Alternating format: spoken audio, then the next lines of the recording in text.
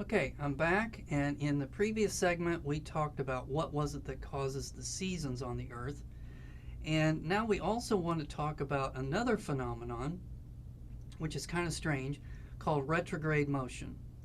So, you can observe retrograde motion occurring. So what I want you to do is, if you can remember, I told you that on your cell phone you could have an app that would tell you where the planets are located at.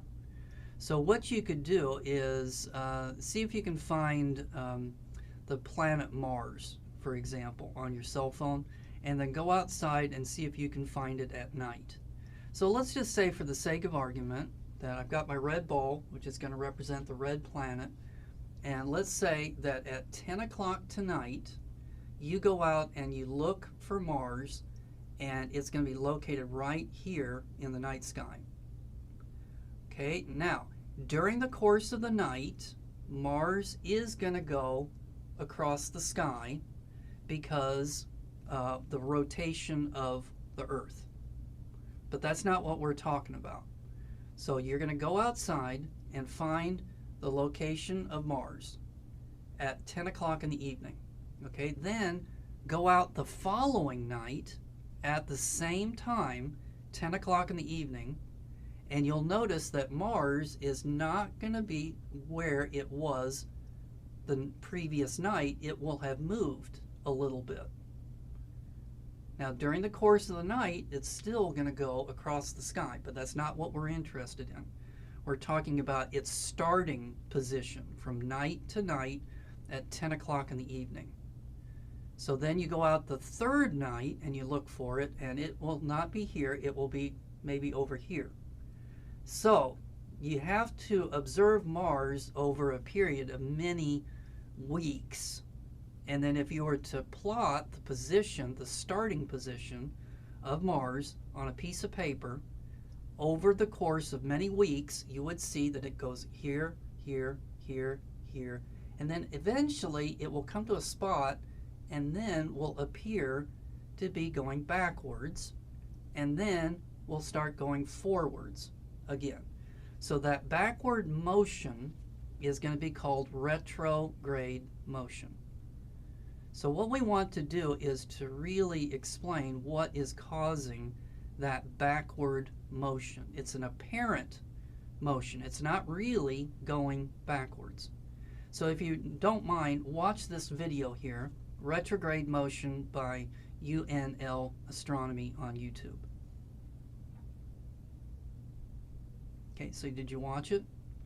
So retrograde motion is an optical illusion. So before I give you the final real answer, let's do another thought experiment.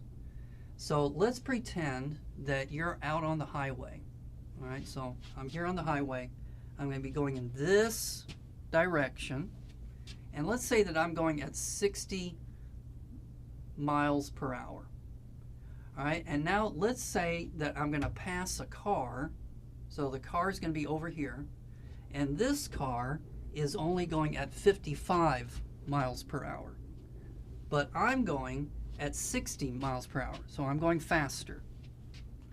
So as I am passing that car, I look out my window at the car. What does the car look like it's doing? It looks like the car is going backwards. You can even compute how fast is it going backwards. If you're going at 60 and the car is going at 55, what does it look like it's doing? It looks like it's going backwards at 5 miles per hour. The same thing is true for the planets.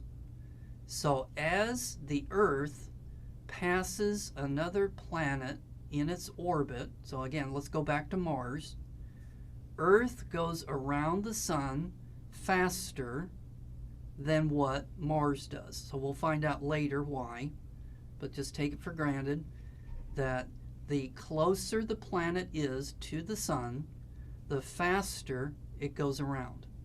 So Earth goes around faster than what Mars does. So as the Earth is passing Mars in its orbit, it's like looking out the window at Mars, Mars will look like it's going backwards. And so that's retrograde motion. Now, it also works if the Earth is being passed by another planet. So, like, for example, Mercury over here is actually going faster than what the Earth is. And so, as Venus passes Earth in its orbit, you would also see this retrograde motion occurring. So that's what retrograde motion is. It's pretty critical because the ancient Greeks were only able to explain retrograde motion by including some very weird motions of the planets.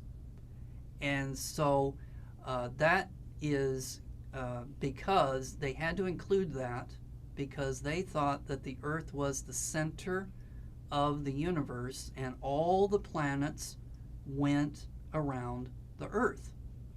And so in order to explain them going backwards, they had to do some gymnastics in order to be able to do that. So we'll find out about that later. Okay, so let's take a look at our questions for today. The two types of motions that all planets, stars, and galaxies have are that they spin and they orbit. Okay, let's try another one. In this picture, what phase would the moon be in? So would it be fully lit up? Would it be half and half? Or would part of it be dark? A new moon. And so what you might want to do is shade half of the Earth. So half of the Earth that's facing the sun would be bright. The half that's on the other side would be dark. Do the same thing to the moon. And then you would see that the moon is completely lit up. So that's going to be a full moon. In this picture, what would be the season in the southern hemisphere? So it might be better if you're watching this in the northern hemisphere in the United States. It might be better to think about what's going on in the northern hemisphere. So you see in the northern hemisphere, the way it's tilting towards the sun would mean it's summertime in the northern hemisphere. So therefore, in the southern hemisphere, it would be winter time. Describe what causes a solar eclipse, not the lunar eclipse, but the solar eclipse. So that's going to be when you're going to have the sun and then the moon and then the Earth, so that the moon is going to cast a shadow onto the Earth. Planets undergo a complete retrograde motion every night. No. So if you go out tonight and you look at Mars, you're just going to see that Mars goes across the sky as usual. It's only if you plot the starting position of Mars on a weekly, maybe even monthly basis, that you're going to notice that it's going forwards and then goes backwards and then goes forwards again. So that one was false. Okay, so that's it for this lesson. And in our next lesson, we are going to start to talk about physics. And we're going to learn about what forces are and energy. And we're going to be able to predict motion. And so I will see you then. Bye.